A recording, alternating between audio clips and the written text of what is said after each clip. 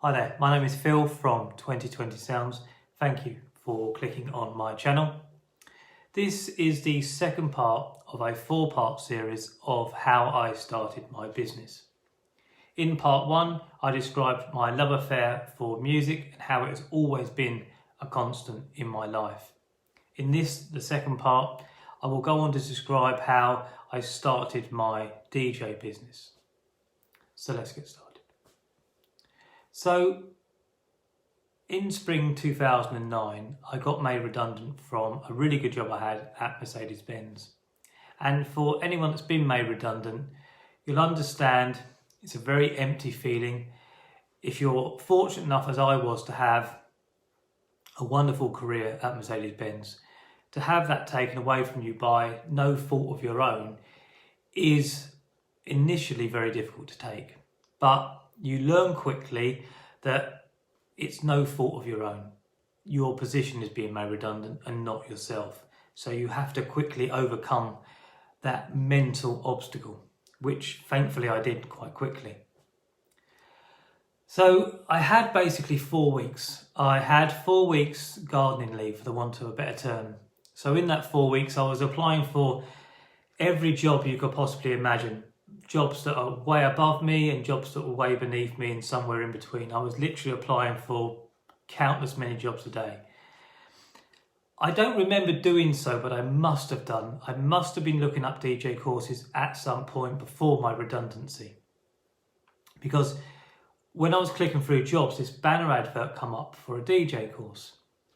And as I say, not doing a great deal, applying for endless jobs, I clicked on the advert.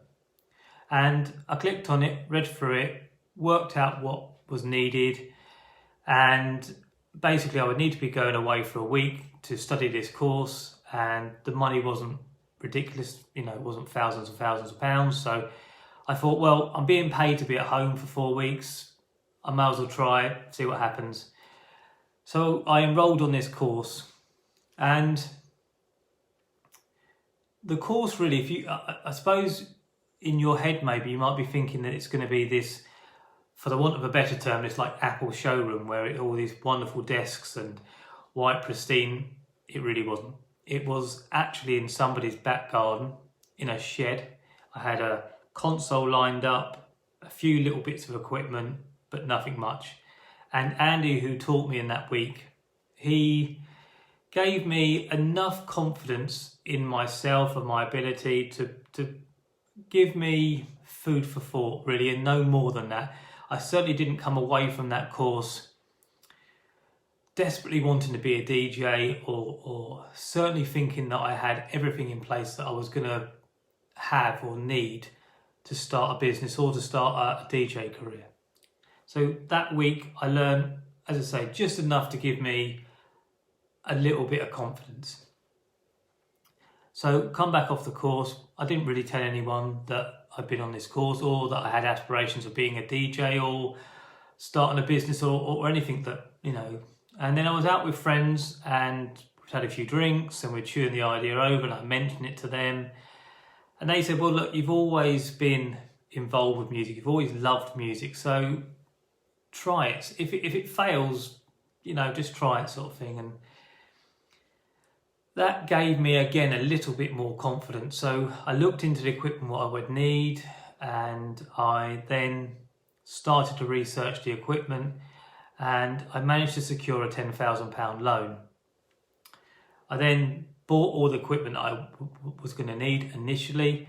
I bought a bigger car to carry everything around, and then started making inroads into building the business. So I quickly came up with a name, 2020 Sounds. People often ask how I come up with that name. It's twofold, really.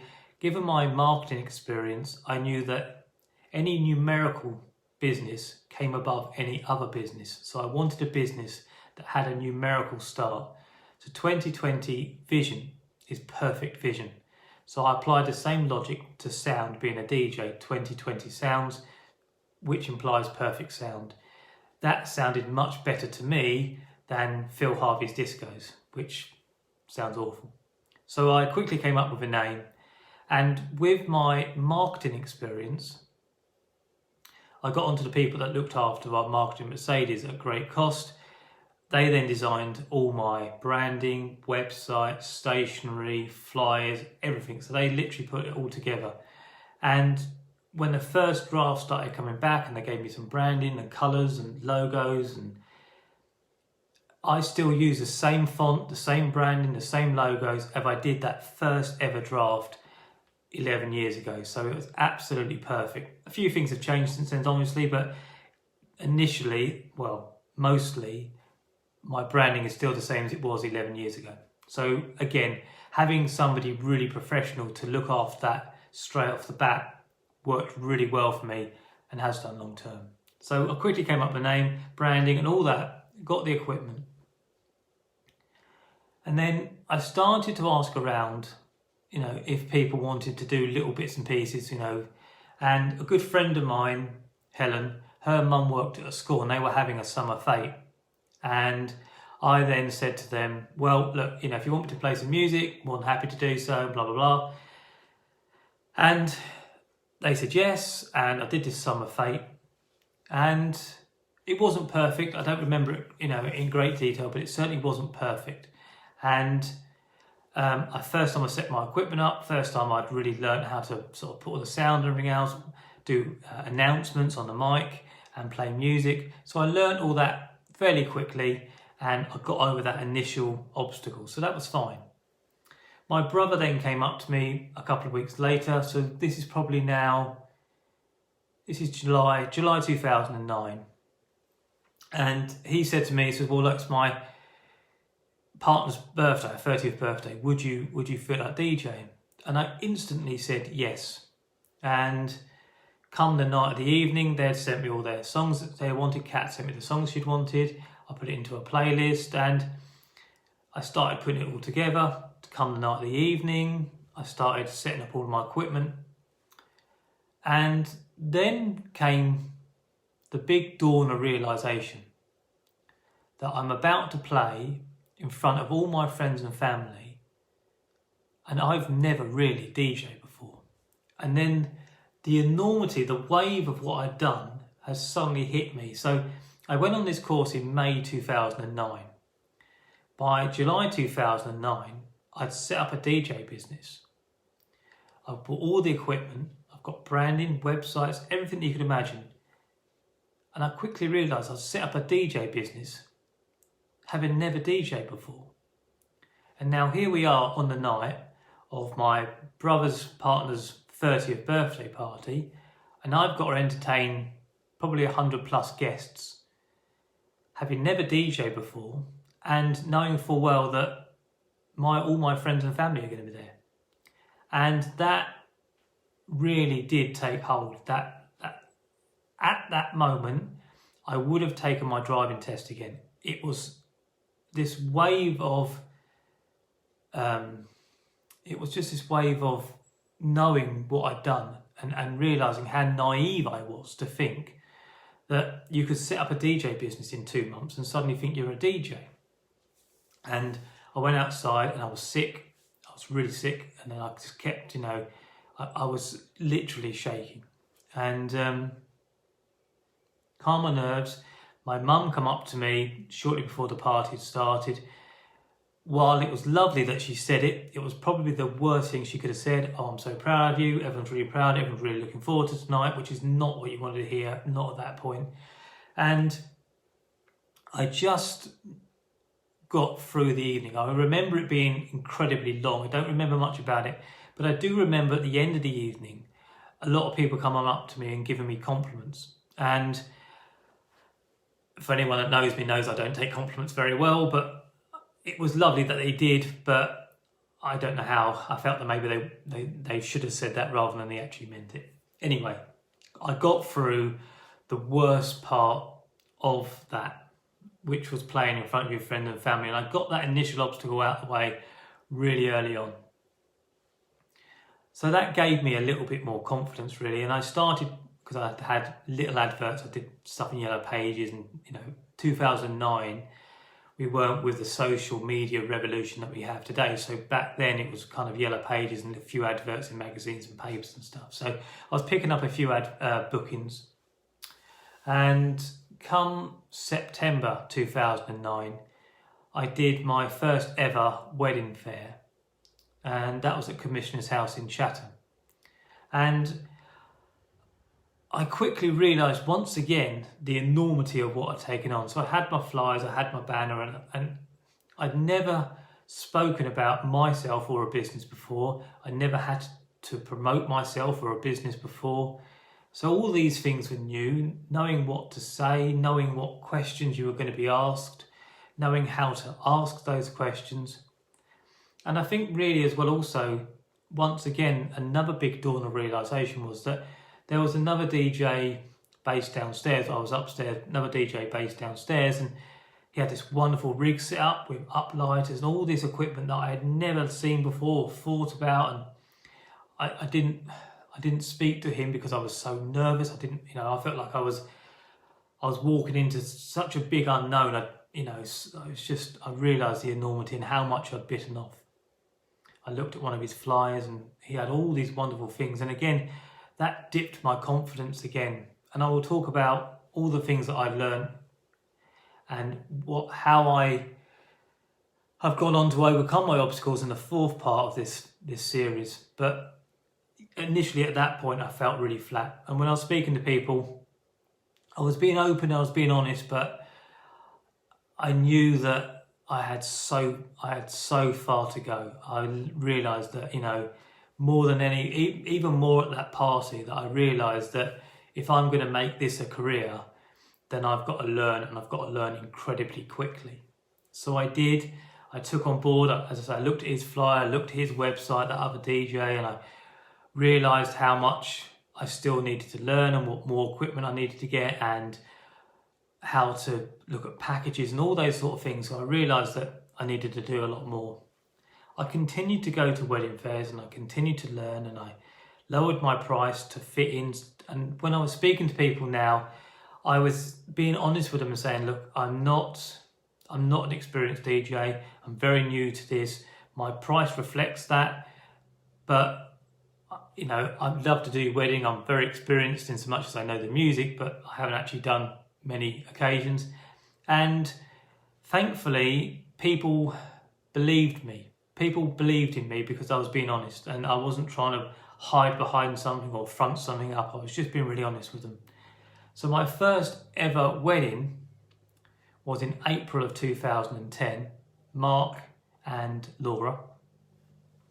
And would you believe, it was at Leeds Castle. So once again, in all that I do, in everything that I've ever done throughout my learning curve, it was always been jumping off the high end of a diving board, always into the deep end.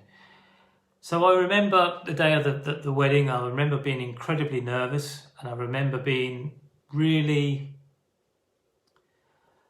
they were lovely. Laura and Mark are absolutely lovely. I went around the house and spoke to them. They were in they liked the same music as me. They liked that hard rock, that metal stuff that I liked, which I explained in the first part. So I had a natural relationship with them. They were lovely, and I said they were down to earth, and we got on really, really well. And I think having that calmed my nerves a little bit, but obviously I was still nervous on the evening.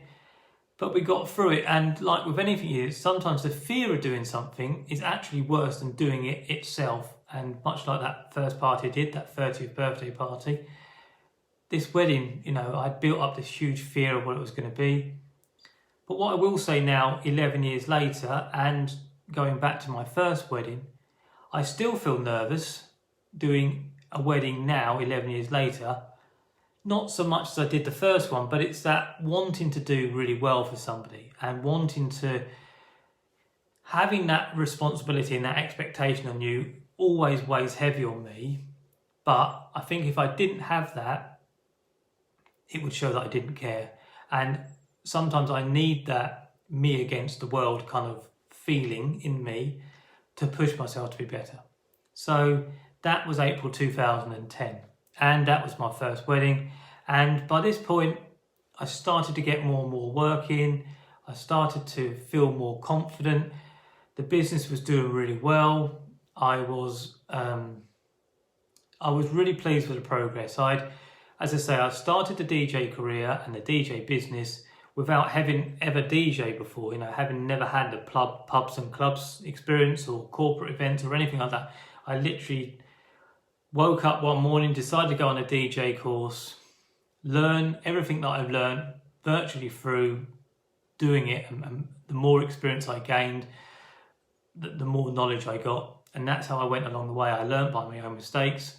So I never really had the influence of others, the other DJs, or anyone else. I decided that very early on in my DJ career that if I'm going to do this for myself, I'm going to have to learn by my own mistakes, and I'm going to have to do it on my own terms. And maybe that has stunted my career a little bit, and maybe that has held me back. But I learned very quickly, certainly from that first DJing, looking at them and looking at parties and all the things that I'd done and seeing everything that I had in that early part, is that there are so many people further ahead of you that you can't compare yourself in your very early days to them. I mean, that DJ, for instance, I meant at that first wedding fair, he probably would have been doing that for 10, 15, 20 years, so I can't compare my first page, my first chapter to him. So I learned that lesson very quickly on, and I think initially in that first 3-year period, that stand me in good stead, because everything that I was doing up until that point was brand new. Everything I was doing, first time I'd invoiced somebody, first time I'd been to a wedding fair, first time I had to do a tax return, first time I had to create a flyer, first time I had to update my own website, first time I had to sell myself. All these first things you learn, and you think, okay, well that didn't work, start again, try it this way, okay, that works. And that's what you're constantly doing. That first 3 years of your business, everything's absolutely brand new. So I'll leave it for there. That's my first 3 years of starting a DJ business. In the next part, I'll tell you how those first 3 years were fantastic. But then after that, if you start to lose your drive and start to lose your way and start to believe in yourself too much, how it can quickly all fall apart. So that's it for today. I hope you enjoyed the video. Thank you so much for watching. Take care.